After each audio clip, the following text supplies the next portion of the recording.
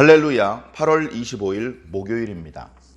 창세기 14장 1절부터 16절까지 말씀을 읽고 은혜 나누도록 하겠습니다.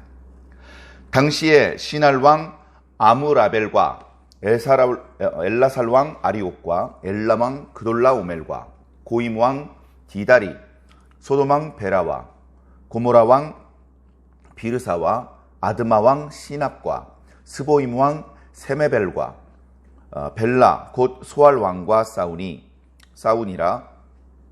이들이 다 시딤 골짜기 곧 지금의 염해에 모였더라. 이들이 12년 동안 그돌라오멜을 섬기다가 제13년에 배반한지라.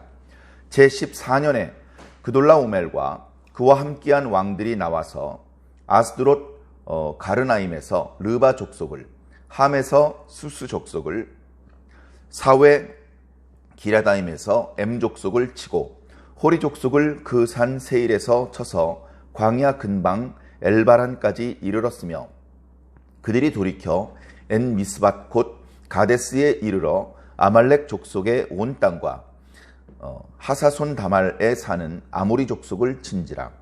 소돔 왕과 고모라 왕과 아드마 왕과 스보임 왕과 벨라 곧 소알 왕이 나와서 시딤 골짜기에서 그들과 전쟁을 하기 위하여 진을 쳤더니, 엘람 왕 그돌라오멜과 고임 왕 디달과 시날 왕 아므라벨과 엘라살 왕 아리옥 네 왕이 곧 그 5 왕과 맞서니라.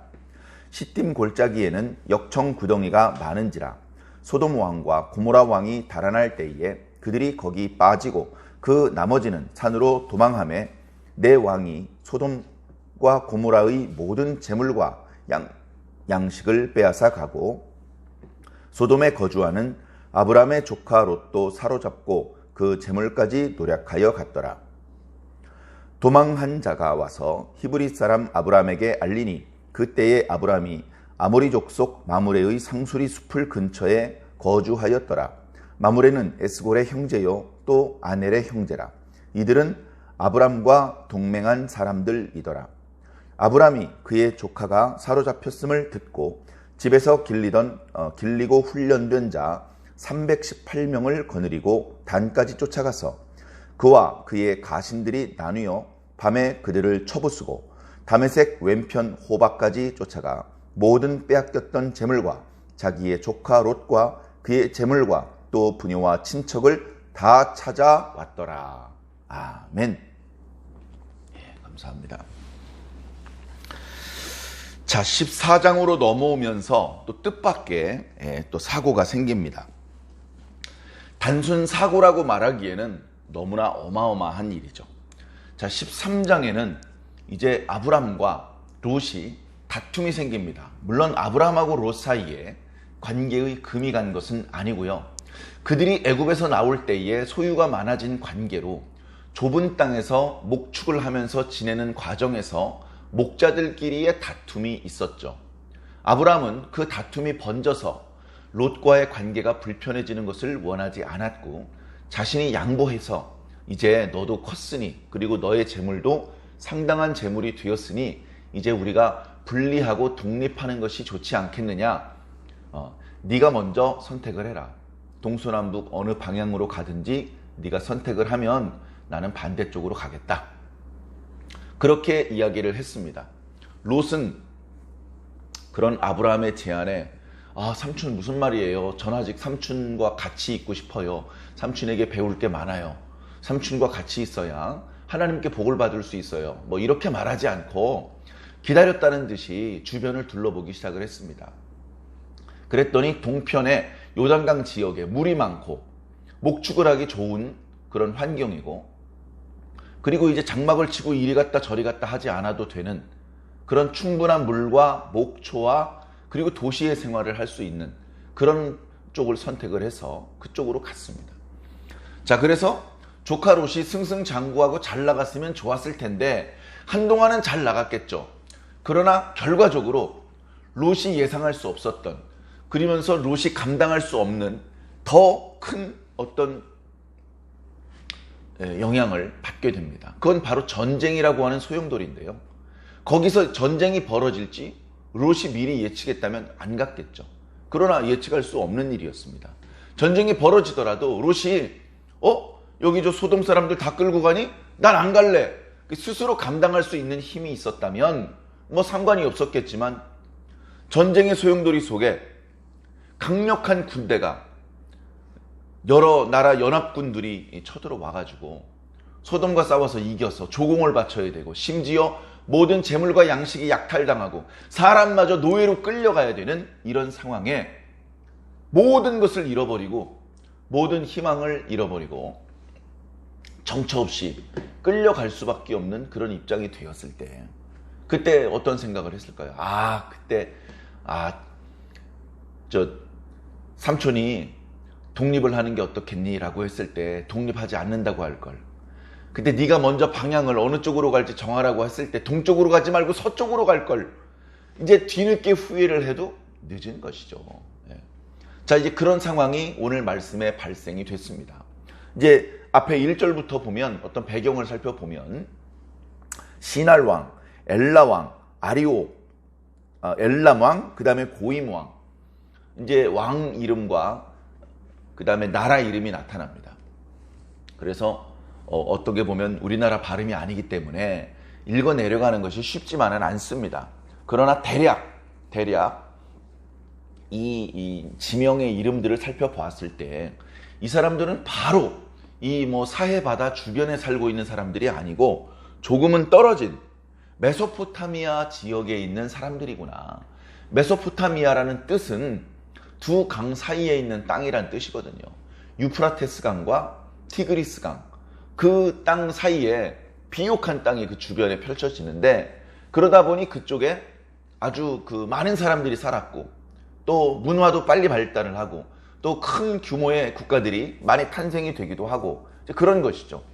그래 당시에는 그 지역을 한 왕이, 한 제국이 통합해서 통치를 하던 시대는 아니었기 때문에 그 땅에서 이제 군데 성읍을 중심으로 이제 그 조그마한 국가들이 이렇게 흩어져 있었을 것입니다.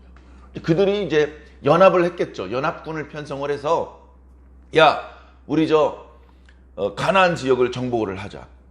그래서 이제 가나안 지역으로 이제 정복을 했는데 그들이 마침 1차 원정 때 이 소돔 성 주변, 그러니까 이 사해 바다 근처를 공격을 했던 것 같습니다. 공격을 하니까 얼씨구나 항복하고 가진 거 재물 다 내놓고 그럴 사람이 어디 있습니까? 한 번도 싸워본 적이 없기 때문에 한번 대항을 해보는 것이죠. 저들은 강하고 숫자가 많지만 먼 길을 달려왔기 때문에 피로하고 지쳤다. 그리고 이쪽 지역의 지형지물은 우리가 더 잘한다. 그런 유리한 점을 최대한 활용을 해서 한번 막아보자. 그런 생각이었겠죠. 그래서 적들보다는 훨씬 작은 규모의 성읍을 차지하고 있는 조그만 시골 동네의 왕들이었지만 5 왕들이 연합군을 형성을 해서 이제 그들의 공격을 막아냅니다.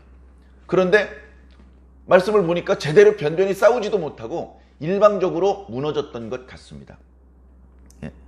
일방적으로 무너지다 보니까 어떻게 됩니까? 자식들, 별것도 아니면서 왜 반항을 하고 그래? 그러다 다쳤잖아. 자, 우리가 더 이상 너희를 괴롭히고 죽이고 하지 않을 테니까 너희들은 앞으로 정기적으로 우리에게 조공을 바쳐라. 이제 이렇게 이야기를 하고 떠나갔던 것 같습니다.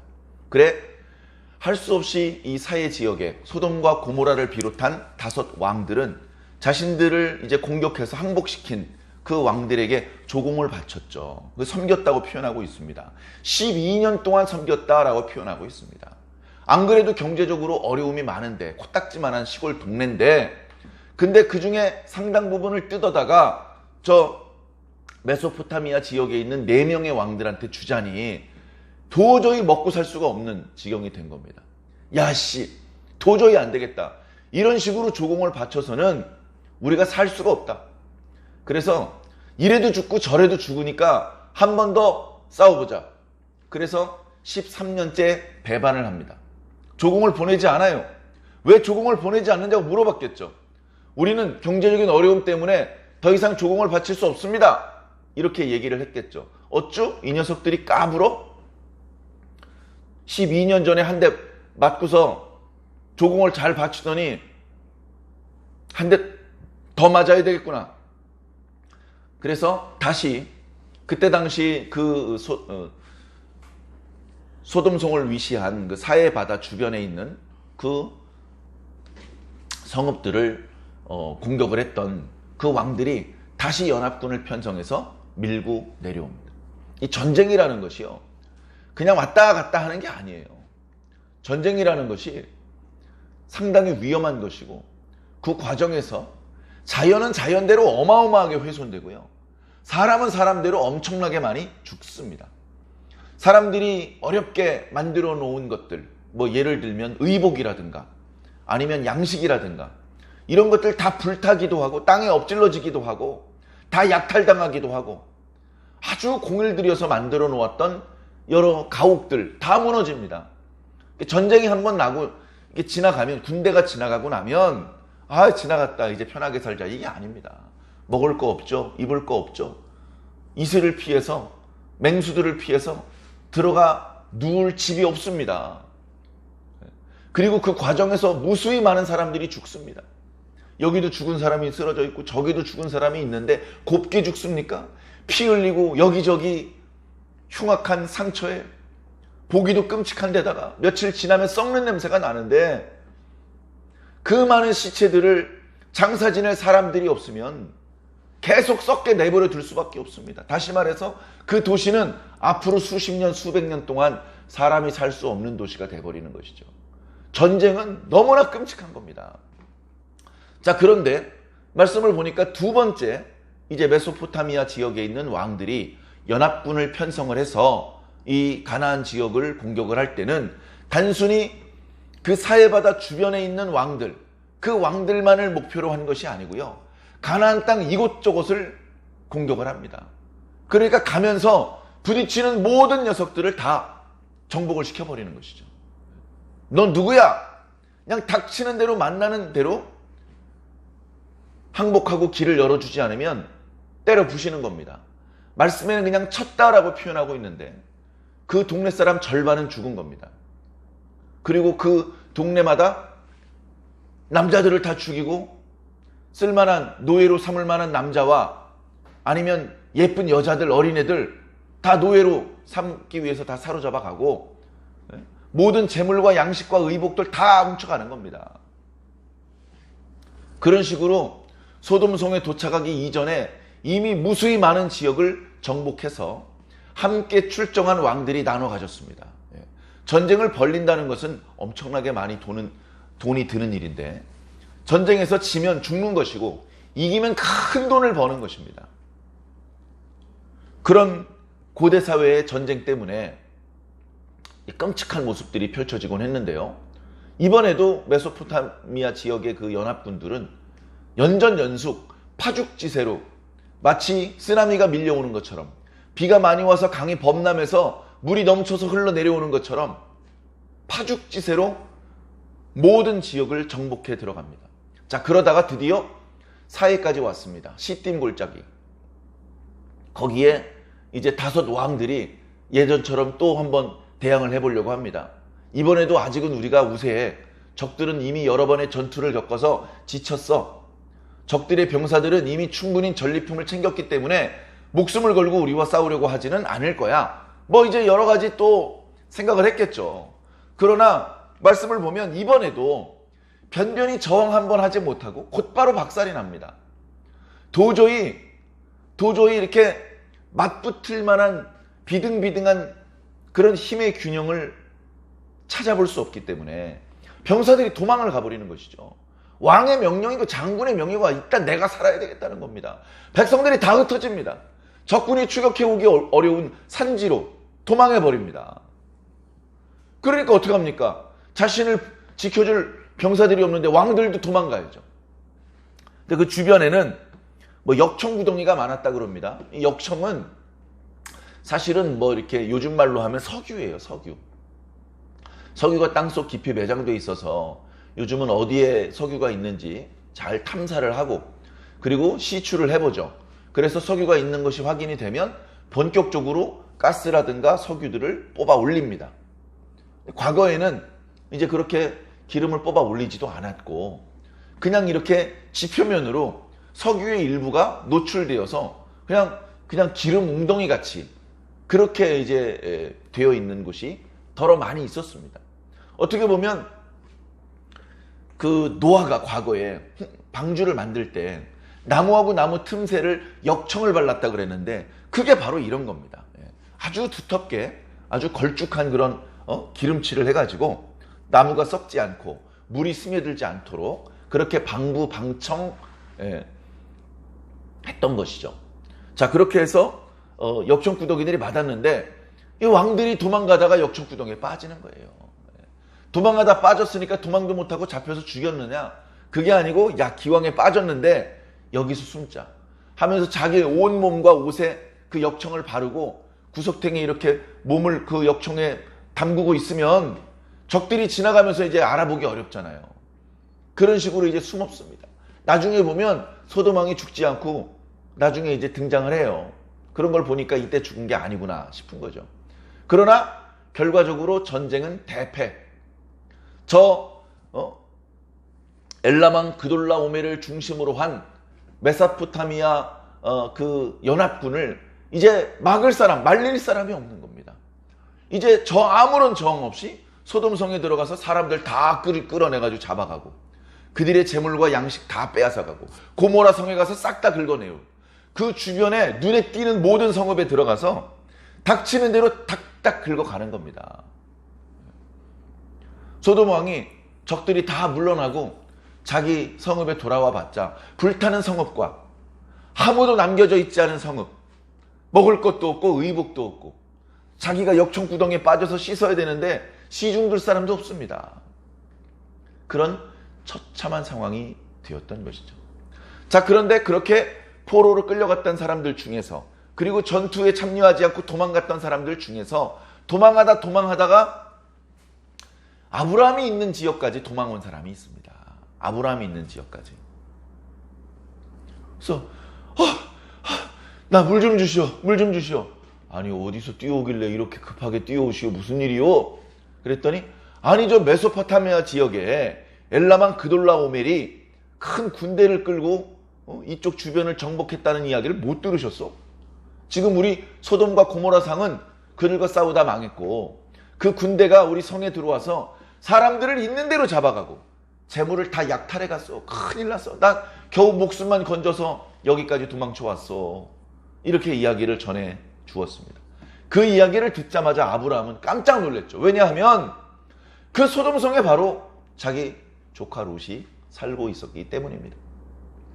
자, 그런데 여기에 이제 아브라함의 어떤 상황을 간단하게 묘사하는 그런 설명이 있는데 아브라함이 마므레라고 하는 사람과 같이 있다. 마므레 상수리 나무 근처에 살고 있다. 근데 그 마므레라는 사람이 그쪽에 이미 먼저 살고 있었던 사람이기 때문에 그 바로 가까이서 살려면 당연히 마므레라는 사람하고 아브라함 사이에 어떤 화친의 관계가 형성이 돼야 됩니다. 야, 너 뭔데 우리 동네에 들어와 살아? 너 나가.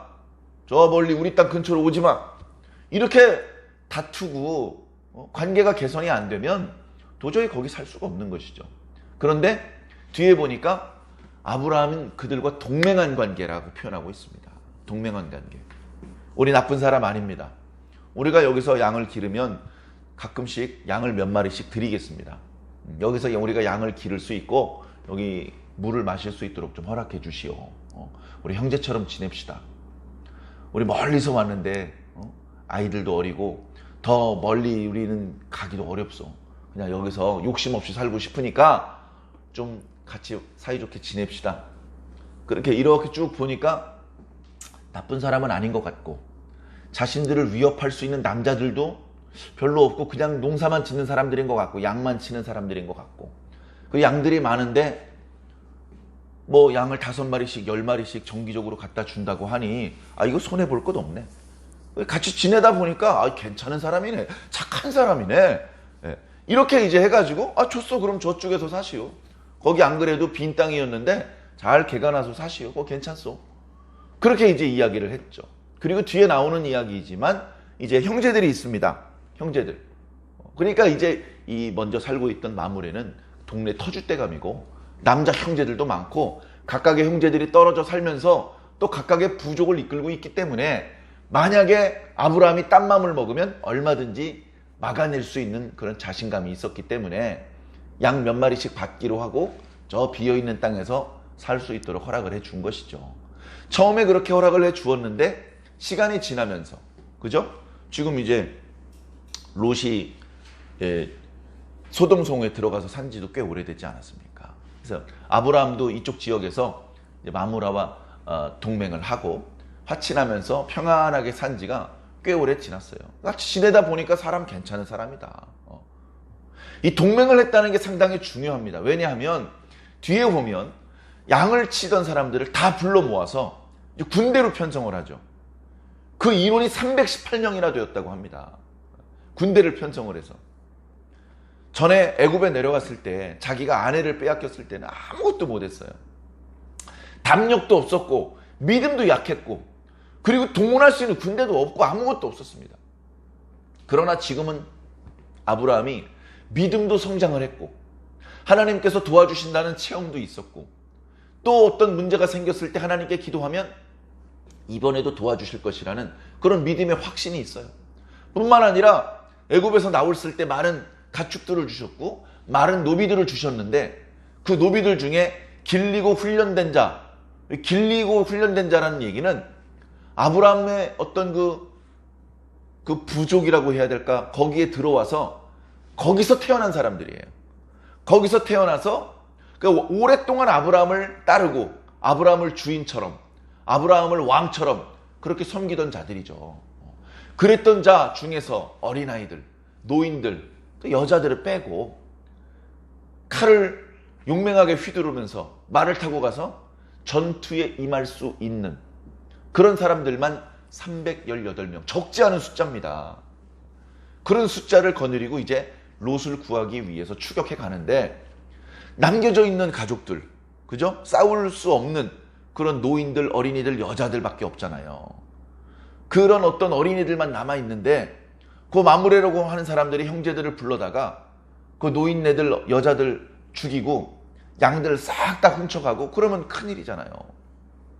그러나 꽤 오랜 기간 같이 지내면서 동맹을 맺었고 서로 좋은 사람이라는 것을 확인했기 때문에 그 남겨져 있는 그런 양떼들과 무슨 가족들을 전부 다 이제 그 마므레라고 하는 사람을 이렇게 믿고 맡길 수 있었던 것이죠.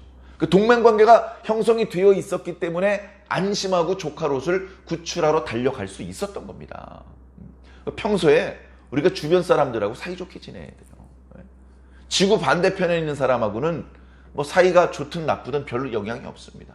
그러나 바로 내 집 식구들, 바로 내 가까운 친척들, 바로 옆집에 사는 사람들, 아래층에 사는 사람들, 이런 사람들하고는 사이가 나쁘면 안 돼요. 어떻게 해서든지 좋은 관계를 유지해야 어떤 예상치 못한 상황이 발생됐을 때 도움을 받을 수가 있고 힘이 될 수가 있는 것입니다. 자, 그래서 318명을 데리고 추격해 가는데 그들은 이미 이 소돔성과 고모라성을 약탈을 하고 자기 동네로 돌아가는 길입니다. 돌아가는 길. 그러니까 이제 북쪽 길로 해가지고 다메섹으로 해서 그래서 이제 유프라테스강 있는 쪽으로 넘어가려고 그쪽으로 이제 올라가는데 쫓아가 보니까 지금 단 지방 주변에 있습니다. 그 지방이 단 지방이라는 것은 그 이름은 나중에 사사시대 때 그때 이제 정해지는 건데요. 그 위치를 그때 당시에는 뭐 마땅한 명칭이 없어서 그랬는지 이제 단이라고 표현을 하고 있습니다. 단쯤 갔을 때 이제 추격을 하다 만났습니다. 그래가지고 그들을 공격하기로 하는데 아무리 318명이 적지 않은 숫자고 아브라함의 한마디에 충성을 다하는 용맹한 군사라 하더라도 저쪽은 4개 나라의 군대 연합군이에요. 전면전으로 붙었다가는 역시 제대로 싸워보지도 못하고 전멸을 당할 수밖에 없는 그런 어떤 대등한 상황이 아니었던 것이죠. 그렇기 때문에 야밤에 기습을 합니다. 아마 전리품들을 나누고 술을 마시고 이제 더 이상 자신들을 위협할 존재는 없다고 생각을 하고 방심을 하고 있었던 것 같습니다. 그렇지 않고서야 정규 군대를 300명이 뛰어들어가서 다 쳐부수고 그러기는 어렵죠. 자, 그랬는데 그런 어떤 그들의 약점을 틈타서 야밤에 기습을 하자 그들이 변변히 싸워보지도 못하고 박살이 나기 시작을 합니다. 도망을 가기 시작합니다. 추격해서 그들의 군대를 다 쫓아보내고 그들이 훔쳐왔던 재물들 그리고 많은 사람들을 끌고 왔는데 그 사람들을 다 되찾아왔습니다. 그래서 재물들을 수레에 싣고 끌고 오고 끌려갔던 사람들도 다 데리고 돌아올 수 있었다라고 말씀하고 있습니다. 하나님께서 하시는 일입니다. 물론 오늘 말씀에 아브라함이 하나님께 기도했다, 하나님께서 이렇게 역사해 주셨다, 그런 표현은 없습니다만 보이지 않게 그 지난 13장 뒤 구절부터 오늘 14장 앞 구절 사이에 약간의 시간이 지나간 사이에 하나님께서 아브라함에게 지혜를 주시고 용기를 주시고 믿음을 주시고 주변 사람들과 화친하게 지낼 수 있도록 동맹하며 지낼 수 있도록 하나님께서 좋은 여건을 만들어 주셨고 결정적인 순간에 318명을 이끌고 나갈 수 있는 여건을 만들어 주셨을 뿐 아니라 담대함, 용맹함, 그리고 낮이 아니고 밤에 공격할 수 있는 어떤 지혜로움, 하나님께서 참 많은 것들을 아브라함에게 주셨습니다. 그 중에 하나만 빠뜨렸더라도 아브라함은 아무것도 할 수 없이 그저 가슴을 치면서 슬피 울 수밖에 없었을 것입니다. 그러나 달려가서 자기 조카 롯을 건강한 상태로 다시 데려올 수 있었죠. 참 인간적인 생각으로는 이때라도 내가 삼촌을 떠나서 나와서 지내다 보니까 이런 불상사를 만나네, 죽을 뻔했네, 삼촌 고마워, 살려줘서 고마워 하면서 다시 삼촌과 합쳤으면 어땠을까, 그런 생각을 해보는데 이어지는 말씀을 보면 조카 롯이 고맙습니다 해놓고서 도로 소돔성에 들어가서 삽니다. 소돔성에 그 하나님께서 가증하게 여기시는 그런 어떤 문란하고 퇴폐적인 문화 속으로 다시 들어가서 과거 하나님을 믿었던, 하나님과 동행하면서 축복을 누렸던 그 행복했던 시절을 잊어버리고 있는 것이죠. 사랑하는 성도 여러분, 은혜를 받았다고 끝나는 것이 아닙니다. 지켜야 됩니다. 하나님의 복을 받았다고 끝나는 것이 아닙니다. 계속해서 복받을 수 있는 상태를 유지해야 됩니다. 하나님께 능력과 지혜를 받았다면 그것을 땅에 묻어놓고 썩힐 것이 아니라 잘 활용해서 이웃들과 좋은 관계를 유지해야 되고 또 결정적인 순간에 힘을 발휘할 수 있어야 됩니다. 그래서 신앙은 이렇게 멈춰져 있는 그림이 아니고 움직이는 동영상입니다. 우리는 멈춰 있으면 안 됩니다. 계속해서 움직여야 됩니다. 음식을 먹으면 그 음식이 어디 걸려 있으면 아주 위험합니다. 계속 그 음식이 흘러가야 됩니다. 영양분은 흡수하고 노폐물은 배출하고 그것이 계속 반복되어야 우리는 건강할 수 있고 생명을 유지할 수 있고 그리고 그 생명이 있는 동안에 정말 가치 있고 보람 있는 열매들을 맺을 수 있는 것입니다. 오늘도 그렇게 하나님의 은혜 안에서 좋은 열매를 맺는 귀중한 하루가 되시기를 예수님 이름으로 간절히 축원합니다.